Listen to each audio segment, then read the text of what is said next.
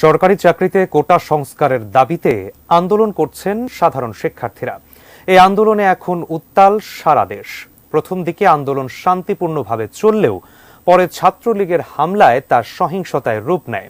সংঘর্ষে দেশব্যাপী বেশ কজন নিহত হবার পাশাপাশি আহত হয়েছেন কয়েকশো ছাত্রছাত্রী। সব মিলিয়ে উদ্বিগ্ন অভিভাবকরা।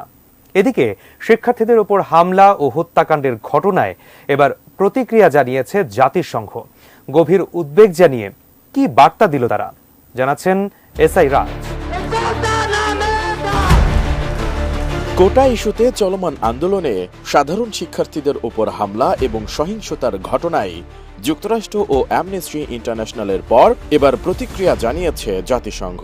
প্রতিক্রিয়ায় কোটা আন্দোলনকারীদের প্রতি সমর্থন জানানোর পাশাপাশি সহিংস হামলা থেকে শিক্ষার্থীদের রক্ষার জন্য বাংলাদেশ সরকারের প্রতি আহ্বানও জানিয়েছে সংস্থাটি। শিক্ষার্থীদের উপর হামলা ও উদ্ভূত পরিস্থিতি নিয়ে উদ্বেগ প্রকাশ করে জাতিসংঘ বলছে, মানুষের শান্তিপূর্ণভাবে বিক্ষোভ করার অধিকার আছে এবং সরকারকে সেই অধিকার রক্ষা করতে হবে। মঙ্গলবার জাতিসংঘের নিয়মিত ব্রিফিংয়ে এক সাংবাদিকের প্রশ্নের জবাবে মহাসচিব অ্যান্টনিও গুতেরেসের মুখপাত্র স্টিফেন ডুজারিক এসব মন্তব্য করেন। ব্রিফিংয়ে বাংলাদেশে সরকারি চাকরিতে কোটা সংস্কারের দাবিতে আন্দোলনরত শিক্ষার্থীদের ওপর হামলা, সংঘর্ষ ও হত্যাকাণ্ডের বিষয়ে জানতে চান এক সাংবাদিক। তিনি বলেন, বাংলাদেশে সরকারি চাকরিতে তথাকথিত কোটা পদ্ধতির পরিবর্তে মেধাভিত্তিক নিয়োগ ব্যবস্থার দাবিতে দেশব্যাপী বিক্ষোভ চলছে। সরকারের সহযোগী সংগঠন ছাত্রলীগ নিরাপত্তা বাহিনীকে সঙ্গে নিয়ে আন্দোলনকারীদের ওপর হামলা চালিয়েছে। বিক্ষোভে হামলায় ৬ জন শিক্ষার্থী নিহত হয়েছেন। জাতিসংঘের মহাসচিব কি এই পরিস্থিতি সম্পর্কে অবগত আছেন? In Bangladesh, country-wide protests are going on for a merit-based recruiting system instead of so-called quota system in the government civil service. The government's militant group, Chhatra League, along with the security forces, has attacked the protesters. 6 students have been killed in the brutal attack. Is the Secretary General aware of the situations? জবাবে Stephen Dujarric বলেন, হ্যাঁ, আমরা বাংলাদেশে চলমান পরিস্থিতি সম্পর্কে খুব ভালোভাবে অবগত আছি। আমরা ঘনিষ্ঠভাবে এবং উদ্বেগের সাথে পরিস্থিতির ওপর নজর রাখছি।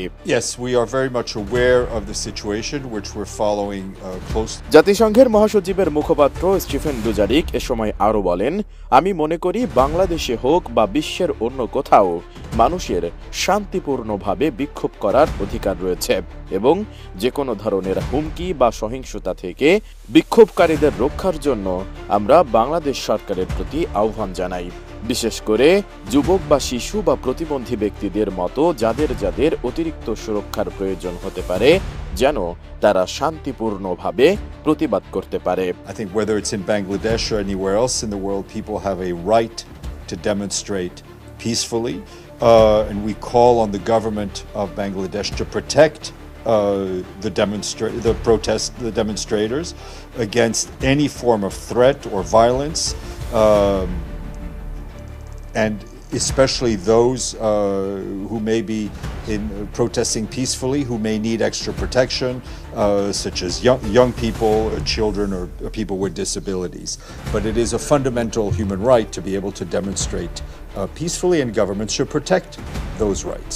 এর আগে গত 14 এপ্রিল চীন সফর নিয়ে আয়োজিত সংবাদ সম্মেলনে কোটা সংস্কার আন্দোলন প্রসঙ্গে করা এক প্রশ্নের জবাবে প্রধানমন্ত্রী শেখ হাসিনা বলেন, মুক্তিযুদ্ধ নিয়ে এত ক্ষোভ কেন?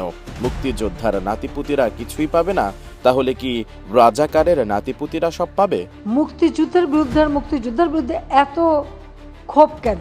মুক্তিযোদ্ধাদের নাতিপুতিরাও পাবে না, তাহলে কি রাজাকারের নাতিপুতিরা পাবে? সেটা আমার প্রশ্ন, দেশবাসীর কাছে প্রশ্ন। প্রধানমন্ত্রীর এই বক্তব্যের পর কোটা সংস্কার আন্দোলনকারীদের রাজাকারের বাচ্চা বা নাতিপুতি বলা হয়েছে এমন অভিযোগ করে রোববার রাত থেকে প্রতিবাদ শুরু করেন ঢাকা বিশ্ববিদ্যালয়ের সাধারণ শিক্ষার্থীরা।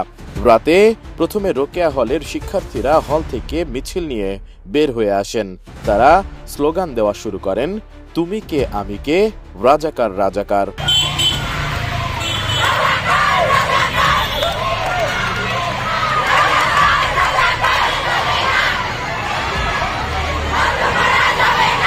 এরপর গত সোমবার দুপুর থেকে আবারও বিক্ষোভ শুরু করেন আন্দোলনকারীরা। সেদিন ঢাকা বিশ্ববিদ্যালয়ে তাদের সঙ্গে সংঘর্ষে জড়ায় ছাত্রলীগ। পরে মঙ্গলবার ঢাকা ও ঢাকার বাইরেও বিভিন্ন স্থানে আন্দোলনকারীদের সঙ্গে ছাত্রলীগ ও পুলিশের সংঘর্ষ শুরু হয়। সংঘর্ষে ঢাকা, চট্টগ্রাম ও রংপুরে 6 জন নিহত হয়েছেন। সেই প্রেক্ষিতেই জাতিসংঘ এই প্রতিক্রিয়া জানিয়েছে। S I Raj, ATN news.